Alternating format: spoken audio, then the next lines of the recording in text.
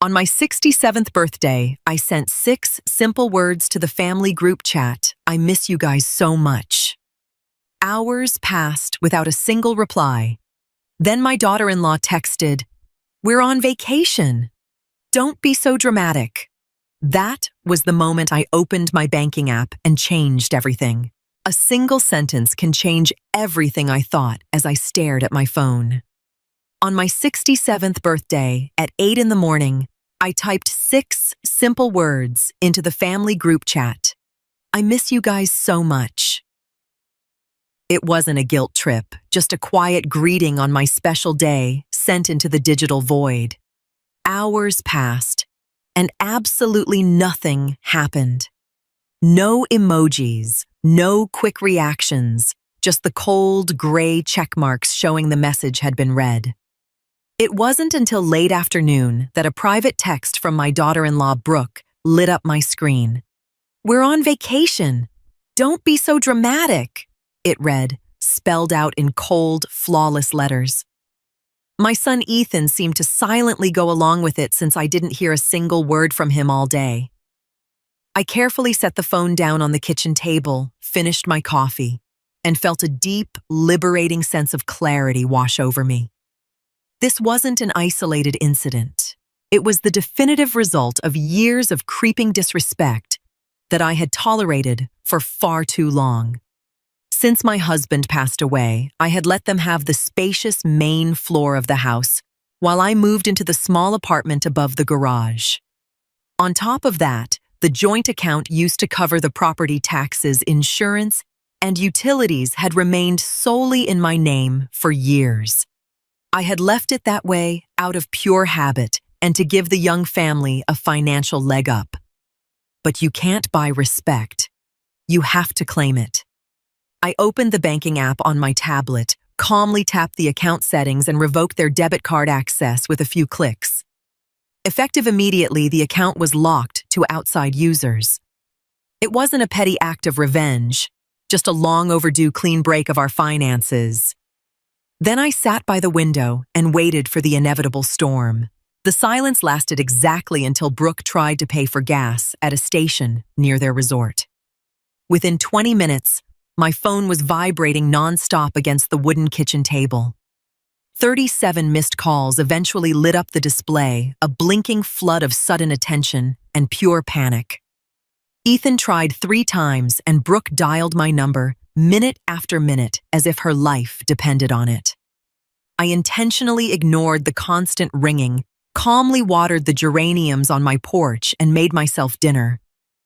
It was almost midnight when Ethan finally sent a blunt text. "What did you do?" "The card isn't working. This is incredibly embarrassing." Not a single word about my birthday. No apology for his wife's harsh message, just absolute focus on the frozen funds. I typed a short, matter-of-fact reply. "I changed the access permissions. We'll sort it out calmly when you get back." After that, I turned the phone completely off and slept more soundly than I had in months. The next morning, the air in the house felt remarkably light and clean. The sun streamed through the pristine windows, and that familiar weight of constant expectation was gone. I knew exactly that this step was the beginning of a massive shift, but I felt ready for it. My years of playing the quiet provider, paying for everything, and keeping the peace in the background officially ended with that single click. If someone only notices your value, when your wallet closes, they missed the point a long time ago. I grabbed my tote bag for my daily walk to the local market. 2 days later, I heard their heavy SUV pull into the gravel driveway. The car doors slammed shut with a thud, a dead giveaway for the tense mood of the returning travelers. Moments later, I heard heavy, forceful footsteps coming up the wooden stairs to my apartment. Brooke didn't even wait for me to fully open the door. She pushed her way right into my small entryway. "What is this childish game, Eleanor?" she snapped while Ethan stood behind her with his head down. "We could barely pay for the rental car in cash because you locked us out of the account." I stood calmly in the doorway, keeping my arms relaxed and my voice low. The account is in my name, Brooke, and I need those funds for my own expenses moving forward, I said quietly. Ethan caught my eye for a second, but quickly looked away the way he always did when things got uncomfortable. Mom doing that in the middle of our trip was completely uncalled for, he muttered weakly. Brooke immediately demanded the new login info, pointing out that the quarterly property tax bill was due next week. I gave a faint smile, shook my head, and pulled a prepared binder from the shelf. Inside, I had neatly categorized and separated the utility bills from the past few years. Starting next month, everyone pays their own share directly to the city, I explained, half factually.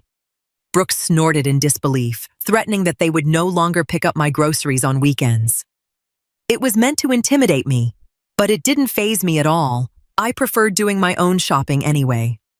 She turned on her heel and yanked Ethan by the sleeve back down to their apartment. The days that followed were defined by an icy, calculated silence throughout the property. Nobody said hello in the driveway, and my grandkids were noticeably kept away from me. Brooke was trying to punish me with the silent treatment, but her strategy completely missed the mark. On Saturday morning, I went down to the shared laundry room in the basement and found my usual spot blocked. Brooke's mountains of laundry were intentionally piled on top of my washing machine, and my appliance had been unplugged. I didn't make a scene. I just carried my basket back upstairs to my apartment. Instead of starting an argument, I called a local contractor I've known for years. By Monday morning, his van was parked in the driveway to install a dedicated washer-dryer hookup right in my upstairs bathroom.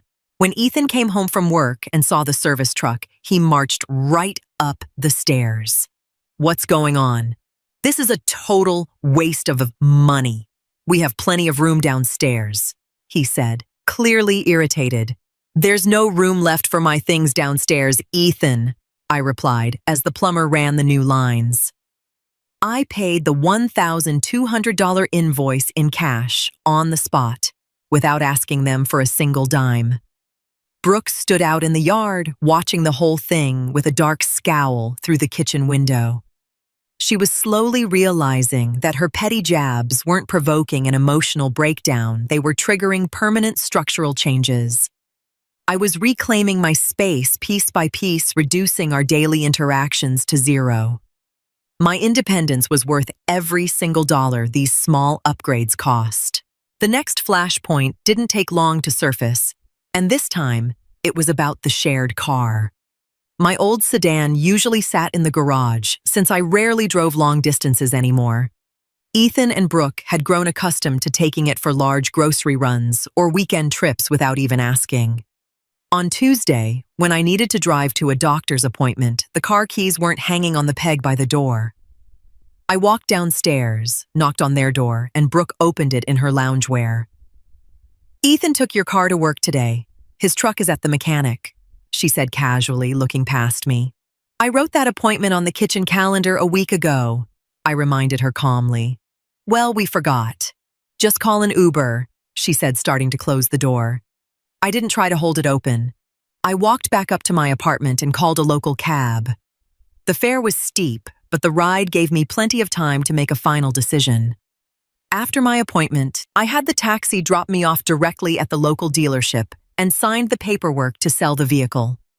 They offered me a fair trade-in price of $8,500 and sent a flatbed to pick it up that very afternoon.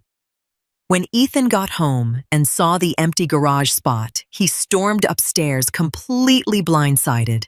"Where's the car, Mom? I have to drive out to a client first thing tomorrow morning," he yelled. "I sold it. I don't drive enough to justify keeping it anymore," I replied, sipping my tea. He stared at me like I was speaking a foreign language, then walked out without another word. Thank you for watching Quiet Revenge. AI tools may help with parts of our workflow, but every story is carefully chosen, edited, reviewed, and produced by our team. If you'd like to help us continue creating these family stories, please consider supporting the channel with the cost of a small cup of coffee. Patreon, https://www.patreon.com/Quiet Revenge Family. Ko-fi, https://ko-fi.com/The Story Family. PayPal, https://www.paypal.com/PayPalMe/Kan Your support means more than you know. Losing access to the car hit them much harder than they would ever admit. Brooke now had to coordinate carpools or ride the transit system to get the kids to soccer practice, which completely threw off her rigid schedule. The power dynamic in the house had completely flipped within a matter of weeks, all without a single shouting match. They were finally learning the hard way that my quiet, invisible labor had been the backbone of their comfortable lifestyle. Over the weekend, they hosted a large backyard barbecue for their friends and neighbors. In the past, I would have spent days in the kitchen preparing side dishes, marinating meat, and cleaning up afterward. This time, I bought a new novel, packed a blanket, and took the bus out to the nearby state park. I spent the entire afternoon sitting in the warm sun, reading and soaking in the absolute peace away from the noise. When I got back that evening, the party was over, and the downstairs kitchen looked like a disaster zone. Brooke was standing over a sink full of dishes, looking exhausted, while Ethan sat slumped at the table, staring at his phone. "You could have at least helped us with the potato salad, Eleanor," Brooke said bitterly as I walked past. "I wasn't invited." "Brooke and I had other plans today," I replied with a polite but distant smile. I went upstairs, locked my door, and enjoyed the quiet comfort of my clean space. The guilt they tried so hard to project simply couldn't find a place to land anymore. One Thursday evening, there was an unfamiliar, hesitant knock at my door. Ethan was standing there by himself, holding 2 mugs of hot tea, looking incredibly tired. "Can we talk for a minute, Mom?" he asked, using the warm name he hadn't used in ages. I invited him in, and we sat at the small dining table by the window as he set the mugs down. Brooke and I. We're barely keeping our heads above water with the bills and the kids' schedules right now. He began carefully. He proposed that we reactivate the joint account, and in exchange, they would involve me more in their daily lives. We could start doing family dinners on weekends again, and you'd get to see the grandkids more often, he offered. It was a transparent attempt to restore the old convenient setup under the guise of family bonding. I took a sip of my tea, looked my son dead in the eye, and felt no anger, only a mild sense of pity. "Ethan, you don't want me in your daily life. You just want your financial cushion and your free help back," I said openly. He looked down at his lap, knowing I had seen right through his pitch. "The joint account is gone for good, and the expenses for this property will be split strictly by square footage from now on," I added. He didn't even try to argue. He finished his tea in silence and left a few minutes later. The leverage they thought they had simply didn't exist anymore because I had taken it away. After that failed conversation, it became crystal clear that living under the same roof had no future. The constant proximity created a heavy, uncomfortable tension that I had no desire to live with at this stage of my life. I quietly started looking at small, low-maintenance townhouses in a quiet neighborhood a few miles away. Since the property had been left to both Ethan and me in equal shares after my husband's passing, I was well within my rights to make a move. I quickly found a charming, single-story place near a walking trail that was perfect for my needs. I signed the paperwork at the escrow office and covered the down payment entirely from my personal savings. Only when everything was legally locked in did I lay the official buyout documents on the kitchen table in front of Ethan. "I'm selling my half of the property, Ethan. You have 90 days to secure a loan to buy me out, or we'll have to put the whole house on the market," I said. Brooke, who had walked into the room, went pale, completely losing her usual icy composure. "You can't do this. Where are we supposed to get that kind of financing on such short notice?" she cried out, panicked. "That's for you two to figure out with your bank. I'm moving into my new place," I replied, evenly. In that moment, the reality hit them. Their disrespect had finally pushed me completely out of their lives.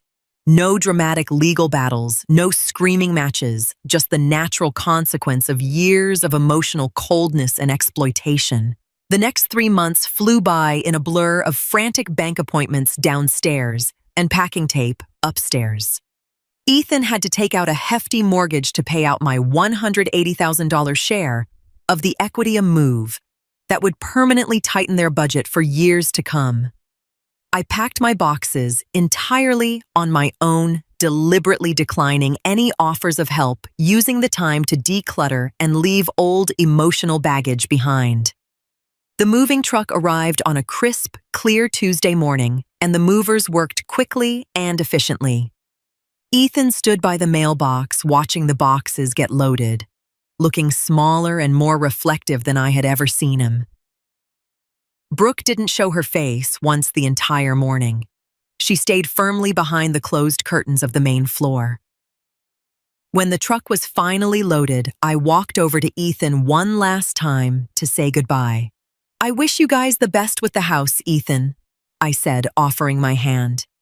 He took it hesitantly, held it for a second, and whispered, "I'm so sorry for how things turned out, Mom." "I'm not Ethan. This was exactly what needed to happen for all of us to finally have some clarity," I replied gently. I got into my car, didn't look back in the rearview mirror once, and felt a profound sense of relief lift off my chest. The old burden was gone, and the road ahead was wide open, clean, and entirely mine. My new townhouse was smaller, but it belonged entirely to me, and it fit my life perfectly. The rooms were filled with natural light, the neighbors gave a friendly wave when checking the mail, and the nearby park became my favorite spot for afternoon walks. My phone now sat on the entryway console for hours without me checking it anxiously, freed from the constant dread of an incoming text. Ethan started calling about once a month this time, entirely on his own initiative, and his tone was noticeably more respectful. We talked about the weather, how the kids were doing in school, and casual updates, but the old dynamic of emotional manipulation was completely dead.